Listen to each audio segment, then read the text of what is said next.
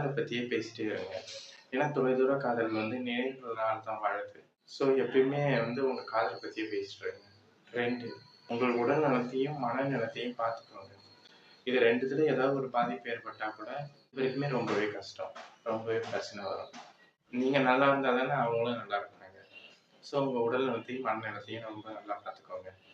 3 உங்கள் எதிர்காலத்தை பற்றி பேசுங்க. நம்ம என்னவா ஆக போகிறோம், நம்ம குடும்பம் என்னவா ஆக போகுது, நம்ம எப்படிலாம் வளர போகிறோம் அப்படின்னு நம்ம உங்களோட எதிர்காலத்தை பற்றிலாம் பேசுங்க. இதுக்கு மேலேயும் வந்து உங்கள் தொலைதூர காதல் வந்து உங்கள் காதலை கொல்லும் குறைக்கும் அப்படின்னு நீங்கள் நம்புறீங்கன்னா, ஸோ நான் ஒரு 3 கேள்வி கேட்குறேன். ஸோ இந்த 3 கேள்விக்கு வந்து ஆம், இல்லை அப்படிங்கிற பதிலை மட்டும் நீங்கள் சொல்லுங்கள். 1 நீங்கள் என்னைக்காச்சும் ஒன்று சேர்ந்துருவோம், என்னைக்காச்சும் மீட் பண்ணுவோமா அப்படின்னு என்னைக்காச்சும் நீங்கள் கேட்டிருக்கீங்களா அவங்கள்ட்ட? ஆம் என்றால் எஸ் அப்படின்னு கமெண்ட் பண்ணுங்க. இல்லை என்றால் நோ அப்படின்னு கமெண்ட் பண்ணுங்க. 2